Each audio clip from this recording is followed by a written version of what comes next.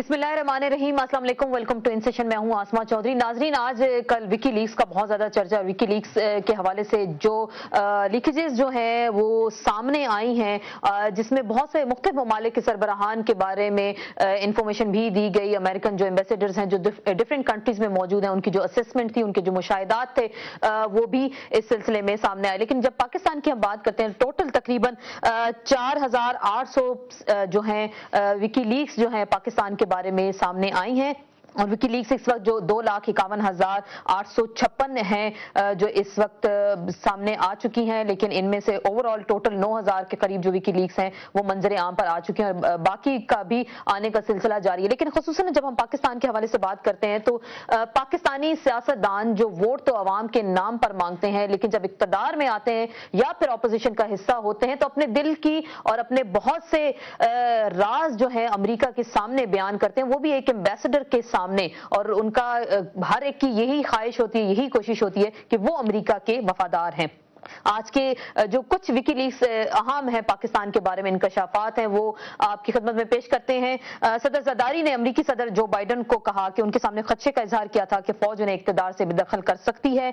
सदर ज़रदारी ने American ambassador एन.डब्ल्यू. Patterson से कहा कि उन्होंने बिलावल को हुक्म दिया है कि उनके कत्ल की सूरत में फरियाल तालपुर को पार्टी की सदर बना दें। सदर ज़रदारी ने यूएई की हुकूमत से दरखास्त की कि इनकी मौत की सूरत में इनके खानदान को अरब अमारात में रहने की इजाजत दी जाए। सदर ज़रदारी ने अमेरिकी सफीर को बेनजीर की वसीयत दिखाकर हकीकी वारिस साबित करने की भी कोशिश की।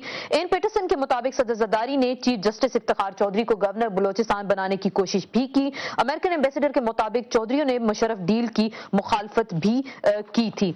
इसके साथ साथ जो अमेरिकन एम्बेसडर के हवाले से हम बात कर रहे हैं, उन्होंने भिजवाई गए खतूत के हवाले से यह दावा किया था कि आर्मी चीफ अशफाक परवेज कियानी ने मार्च 2009 में नवाज शरीफ के लॉन्ग मार्च के दौरान सियासी कशमकश पर काबू पाने के लिए सदर ज़रदारी को ओहदे से हटाने के लिए गौर किया था।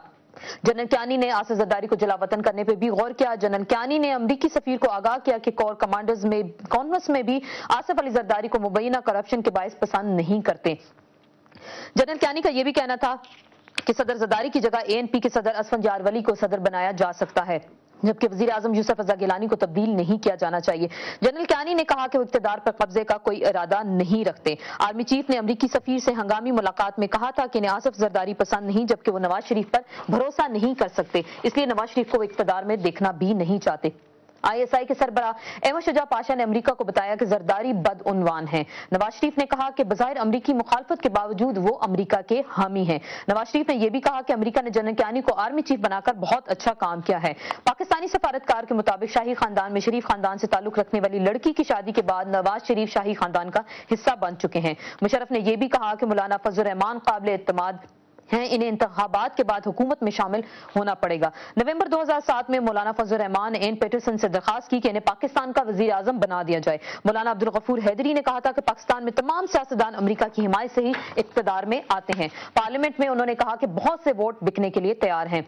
अमरीकी सफीर ने यह भी लिखा कि अमरीकी दबाव के बायस मुशर्रफ को महफूज रास्ता मिला है। उम्मीद है कि ज़रदारी मुशर्रफ के मुआहदे पर कायम रहेंगे और इस तरह से काम करते रहेंगे। ये तो बहुत सारे इंकशाफात है जो पाकिस्तान के हवाले से सामने आए, लेकिन एक सवाल पैदा होता है कि हमारे सियासतदान अवाम से जब वोट लेकर मुंतखब होते हैं, अवाम के मुंतखब करदा नुमाइंदे इस तरह के इंकशाफात मुख्तलिफ सुफरा के सामने या सफीरों के सामने करते हैं और खुसूसन अमरीकी सफीर के सामने, तो फिर पाकिस्तान की सॉवरेनिटी के हवाले से हम किस तरह के सवालात उठा सकते हैं और अपने सियासतदानों के हवाले से हम क्या कह सकते हैं कि वो पार्लियामेंट की बालादस्ती की बातें करते हैं। तो ये तमाम चीजें कहाँ गई। प्रोग्राम का आगाज करने से पहले प्राइम मिनिस्टर का एक साउंड बाइट आपकी खिदमत में पेश करते हैं और उसके बाद अपनी गुफ्तगू के सिलसिले को जारी रखेंगे।